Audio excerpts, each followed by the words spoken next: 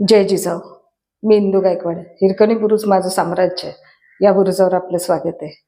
मला आलेला एक अनुभव, वेगळा विषय आणि वेगळी दिशा, वेगळा मार्गस्थ होण्याचा एक प्रवास, जो मला असा समाजातून मिळालेला आणि चालता बोलता मिळालेला.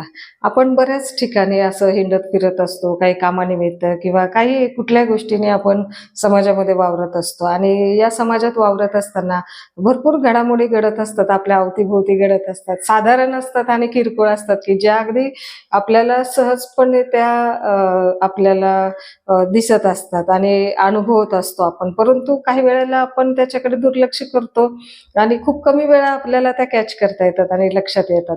तर त्या फार मार्गदर्शक असतात आणि मोलाच्या असतात आणि समाजातल्या कुठल्याही घटकाकडून त्या मिळत असतात. असं काही नाही, की आपल्याला कुठलं मार्गदर्शन हे आपल्याला गुरुजनांकडूनच मिळेल किंवा आता आपण लेडीज आहोत तर लेडीजकडूनच मिळेल, तर असं काहीच राहिलेलं नाही. आपल्याला कुठूनही कसंही मार्गदर्शन कुठल्याही माध्यमातून, कुठल्याही व्यक्तीकडून, आपल्याला लहान, मोठ्या, म्हाताऱ्या कुठल्याही वयोगटातल्या व्यक्तीकडून आपल्याला मार्गदर्शन मिळू शकतं. आपण ते शोधायचं असतं आणि आपण त्यामधून मार्गस्थ व्हायचं असतं. तर मलाही एक स्वतःला आलेला अनुभव तो असा मला दिशादर्शक ठरलेला आहे. तर तो मला सांगावासा वाटतोय, की मी बसनी जाण्यासाठी बस स्टॉपला थांबले होते आणि त्या बसचा टाईम हा 1-1 तासाच्या अंतराने ती बस होती. फार वेळ होता त्या बसला. असं सतत 15-20 मिनिटाला ती बस नव्हती. तर 1 तासाच्या अंतराने ती बस होती. त्यामुळं मग मला तिथं बस स्टॉपला मी थांबले होते आणि माझ्याकडे भाजीपाल्याची भरपूर अशी जास्त वजनाची पिशवी पण होती. तर त्यामुळं मग मी असं ठरवलं, की आपल्याला काही गर्दीचा प्रवास होणार नाही, स्टँडिंगने जाता येणार नाही. तिथं गर्दीच्या त्या धकाबुकीमध्ये चेंगराचेंगरीत होणारं नाहीये. म्हणून मी असा विचार केला, की बसमध्ये जागा बसायला मिळाली तरच आपण जायचं, नाहीतर मग तोपर्यंत वाट पाहायची. तर असं तसंच झालं आणि नेमकं पहिली बस आली. ती अक्षरशः खचाखच भरलेली होती. अगदी शेवटच्या पायरीपर्यंत लोकं होती. परंतु काही माझ्याबरोबर बस स्टॉपला लोकं होती. ती काही चढून गेली, परंतु त्याही गर्दीमध्ये ती अ, जागा करून आणि आत घुसली. परंतु माझ्याकडे जड पिशवी असल्यामुळे मी काही गेले नाही. आणि जड पिशवी तर नंतर पण मी मनानेच ठरवलं होतं, की नाही मला बसूनच प्रवास करून जायचंय. मला उभ्याने स्टँडिंगने जायचंच नाहीये. हे मी ठरवलेलंच होतं. त्यामुळे मग दुसरी पण बस आली आणि दुसऱ्याही बसमध्ये तसंच झालं. दुसरी पण बस बऱ्यापैकी भरलेली होती. म्हटलं नाही स्टँडिंगने जायचं नाही म्हणून मी ती पण सोडून दिली आणि परत तिसऱ्या याच्यासाठी उभी राहिले. म्हटलं तिसरी बस येईल मगच आपण जाऊया. आणि माझे पाय अक्षरशः दुखायला लागले होते, पण तरी सुद्धा मी आपली थांबूनच राहिले. तिथंच बस स्टॉपच्या शेजारी एक पिंपळाचं झाड मोठं होतं आणि त्या पिंपळाच्या झाडाखाली एक आजोबा होते. ते चप्पल शिवायचं काम करत होते, म्हणजे चपला शिवत होते ते आणि ते बराच वेळ माझ्याकडे असे बघतच असायचे, की लोकं चढून जातायत आणि ही का उभी आहे अशी, म्हणून ते पण सारखे माझ्याकडे बघायचे, मी त्यांच्याकडे सारखी बघायची. परंतु नंतर मला त्यांचा राग यायला लागला, की हे माझ्याकडेच का पाहतायत? हे एवढे म्हातारे माणूस आहे आणि माझ्या तोंडाकडे पाहत बसलेले आहेत. असं मी त्याचा वेगळा अर्थ काढला आणि असं वाटलं, की ते माझ्याकडे वेगळ्याच नजरेने पाहतायत आणि असं समजूत करून मी तिथंच उभी राहिले. परंतु ते माझं वेगळ्याच नजरेने निरीक्षण करत होते. शेवटी न राहून मला ते म्हटले, की "आता ही बस येईल ना तिसरी, त्या बसमध्ये तू अ, निघून जा म्हणे. किती वेळ उभं राहणार आहेस इथं? पायाचे तुकडे पडतील. लोकं कसे गेले?" तर मी म्हटलं, "अहो मला म्हटलं स्टँडिंगने नाही जमत आहे गर्दीचा प्रवास करायला." म्हटलं, "ही सामानाची पिशवी पण म्हटलं जड आहे माझ्याकडे, नाही जमणार आहे." मग त्यांनी मला एक सांगितलं, की हे जरी असलं तरी आता बाकीची लोकं नाही का गेले. ते एक सोडून दिली ठीक आहे. दुसरी आहे तर दुसरीत तर चढून जायचं ना. तुम्हाला लोकांना काय तुमच्या डोक्यानेच म्हणे तुम्ही कारभार करत असतात. दुसऱ्या बसमध्ये तर जागा मिळाली असती ना. असं काय की लोकं थांबून राहिले का? आपल्याला एकदा आतमध्ये गेल्यानंतर तुम्हाला जागा मिळू पण शकते ना, की एखादी लेडीज तुला जागा देईल बसायला, एखादा जेंट्स कोण असेल तो देईल जागा, कंडक्टर देईल जागा करून. कोणाला पुढच्या स्टॉपला उतरायचं असेल तर मध्ये जागा होईल. असं स्टँडिंग म्हणजे सगळेच लोकं काय इथं बसले तर ते काय शेवटच्या बस स्टॉपलाच उतरणारे असतात का? मध्ये आधी उतरणारे प्रवासी असतातच ना, मग कुठं ना कुठं जागा मिळून जातेच. असं मनातच ठेवून का जायचं, की नाही आपल्याला आता गेलं तर आपल्याला जागाच मिळणार नाही. तुम्ही आतमध्ये तर शिरलं पाहिजे ना, आतमध्ये शिरल्याशिवाय कळणार आहे का तुम्हाला काय आहे? गर्दी तर प्रत्येक बसला राहणार आहे, प्रत्येक ठिकाणी गर्दी राहणार आहे. मग गर्दीला म्हणून बघून काय घाबरून मागे राहायचं का? मग अशाने तुम्ही प्रवास होईल का तुमचा? तुम्ही आहे तिथं पोहोचाल का म्हटलं? संध्याकाळपर्यंत इथं उभी राहिली तरी तुला बसून जागा मिळणार नाही. लोक इथं कोण कोणाचा विचार करत नसतात. तुम्हाला आतमध्ये गेल्यानंतर काय मिळेल तर ते मिळेलच. आणि मग मी विचार केला की खरंच की. आणि आली तेवढ्यात बस आली आणि मी घाबरूनच चढले. मग म्हटलं आता जर आपण उभं राहिलो तर आजोबा आपल्याला अजून काहीतरी सुनावतील. एक तर म्हातारा माणूस आणि ते पण आपल्याला शेवटी हेच असतं की मोठा माणूस आपल्याला जर दमात भरत असेल की आपल्याला थोडी भीती वाटतेच. तर मलाही त्यांची थोडी दबकूनच गेले मी सुद्धा. आणि खरंच मग त्या बसमध्ये मी गेले. स्टँडिंगच होती, परंतु मी इतकी गर्दी नव्हती. गेले आणि गेल्यानंतर अगदी पुढच्याच बस स्टॉपला एका लेडीजला उतरायचं होतं. तर ती लेडीज उतरली आणि ती लेडीज उतरल्यानंतर तिथे एक दुसरी होती लेडीज. तर ती बसली तिच्या जागेवरती. मला काही तिथं बसायला संधी नाही मिळाली आणि ती बसल्यामुळं मला त्यांना उठवून बसणं मला इथे योग्य नाही वाटलं, म्हणून मी उभीच राहिले. मग शेवटी पलीकडे एक जेंट्स होता, तर तो जेंट्स त्याने मला जागा करून दिली.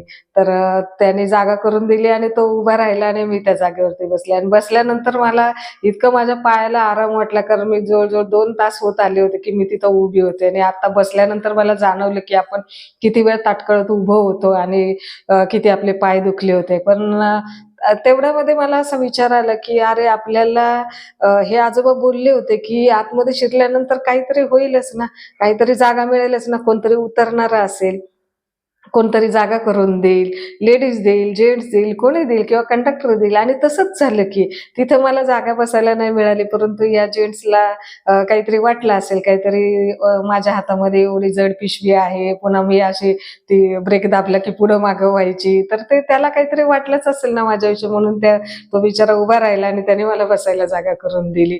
तर असं कुठेतरी कुणाला कुठतरी माणसालाच वाटत असतं ना. आणि मला त्या आजोबांचं खरंच मला एक लक्षात आलं की माणूस कुठं गाईडन्स कसं करतो, की त्यांनी जे अनुभवातनं केलेलं जे मार्गदर्शन ते मला इथं प्रत्यक्षात मी अनुभवत होते. प्रत्यक्षात मी की तिथल्या जेंट्सनी मला मार्गदर्शन केलं. आज इथला जेंट्स मला ते बसून ती मला जागा करून देतोय.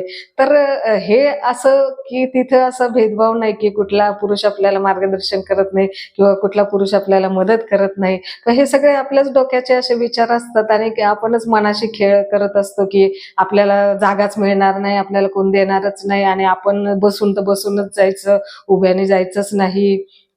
असे हे जे आपण नाहक काही वेळेला गुंतागुंतीचे असे प्रश्न विचारत करतो आणि त्यामध्ये वेळ वाया घालवतो आणि आपल्याला शरीराला, मनाला सुद्धा त्रास करून घेत असतो. पण मार्गस्थ होणं किती गरजेचं असतं. आणि आपण की एखाद्या विषयी असाच मी त्या आजोबांना विषय असा ग्रह करून घेतला की ते माझ्या तोंडाकडेच बघत बसलेले, काहीतरी त्यांना टाईम नाही म्हणून ते आपले बघताय ते आपले लेडीजकडे.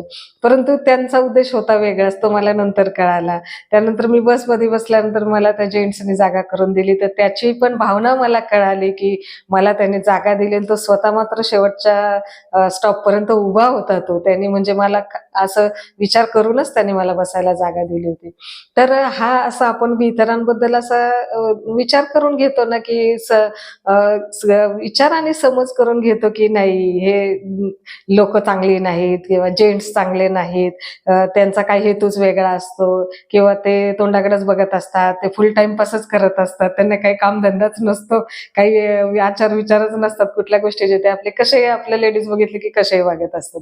तर असं एक मला सुद्धा एक स्वतःला असं कसं म्हणजे मला स्वतःला ते बरं नाही वाटलं, की अरे आपण किती सहजपणे एखाद्याबद्दल वाईट विचार किती करून जातो. पण आज त्या आजोबांनी मला किती लाख मोलाचं मार्गदर्शन केलं आणि मला पण एक बोध घेता आला, की आपण गर्दीमध्ये सुद्धा शिरायचं असतं. प्रवेश केल्याशिवाय, आपण आत गेल्याशिवाय आपल्याला समजणार नाही, की आपल्याला पुढं काय आहे आणि त्या परिस्थितीला कसं आपण फेस करायचं, कसं मार्गस्थ व्हायचं. विशेष म्हणजे मार्गस्थ होण्यासाठी आपल्याला कसं काय करायचं, तर हे मला त्या आजोबांनी जर मला तिथं सांगितलं नसतं तर मी अजून ती तिसरी बस पण सोडून दिली असते, की नाही स्टँडिंगनी मला जायचंच नाही, बसूनच जायचंय.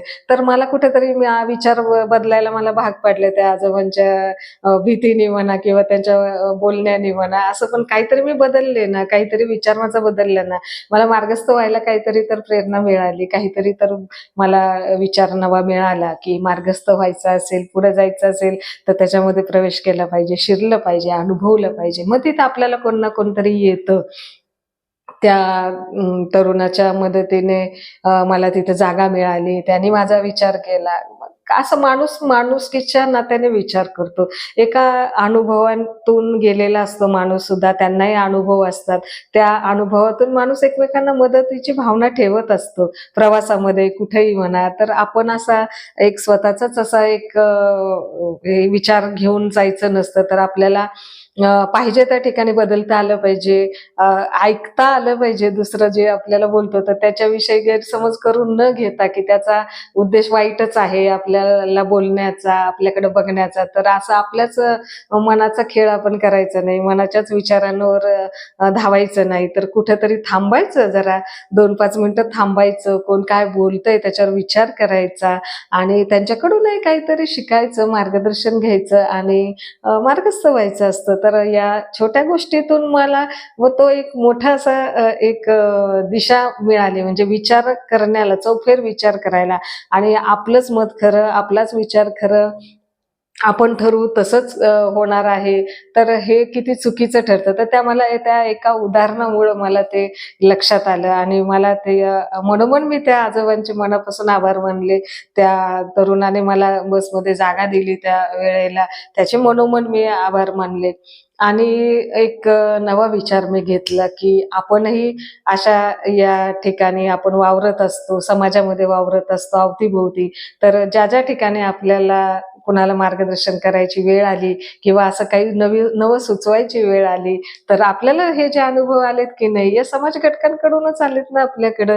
आपण मागितले नाही तरी सुद्धा त्यांनी दिले ना, त्यांनी आपल्याला ओळखलं ना, त्यांनी आपल्याला समजून घेतलं ना, त्यांनी आपल्या अवस्थेला समजून घेतलं ना, आपल्या अडचणीला समजून घेतलं ना. आपले छोटे-छोटे किरकोळ असते, पण ही माणुसकी जिवंत असते. माणसाचे विचार जिवंत असतात. ते असे ठेवायचे नाही, तर ते मार्गस्थ करायचे असतात. आणि मला खरंच एक नवा मार्ग मिळाला आणि मी तो जो मला मिळालेला मार्गस्थ होण्याचा जो प्रवास होता, तो तो संपूर्ण प्रवास माझा छान गेला आणि एक नवा मार्ग मिळाला, नवी दिशा मिळाली, नवा अनुभव मिळाला आणि त्या माणसांचे जे मला जी वागणूक त्यांनी जी दिली आणि त्यांनी जे मला एक असं इनडायरेक्टली कुठलं आपलं काही नसती, ओळख सुद्धा नसती, नातं वगैरे तर लांबच्या गोष्टी, परंतु आपली कधी कोणाशी एक ओळख सुद्धा नसती साधी. असते काय फक्त माणुसकी आणि ही माणसाची आणि मग तिथं भेद नाही. मग तिथं भेदभाव नाही, की हा भेदभाव तर आपला पहिला मनात आणि माझ्याही आला होता ना. ते एवढे म्हातारे आजोबा माझ्याकडे बघतात, तर माझ्या मनामध्ये थोडाफार त्यांच्याविषयी डाऊटच आला ना.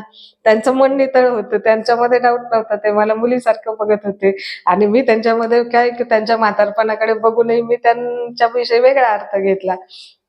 तर प्रत्येक वेळेला आपण बरोबर असतो किंवा आपला विचार बरोबर असतो असं नसतं. तर आपण त्याची खात्री करायची असते आणि अनुभव घेतल्यानंतर आपल्याला ते कळत असतं. तर त्यावरून मी ठरवलं की आपण असं मार्गस्थ व्हायचं असतं, थांबायचं नसतं कुठं आणि खूप वेळ एखाद्या गोष्टीला थांबायचं नसतं. 1 तास ठीक आहे, 2-2 तास तुम्हाला फक्त स्टँडिंगने जायला नको म्हणून थांबायचं.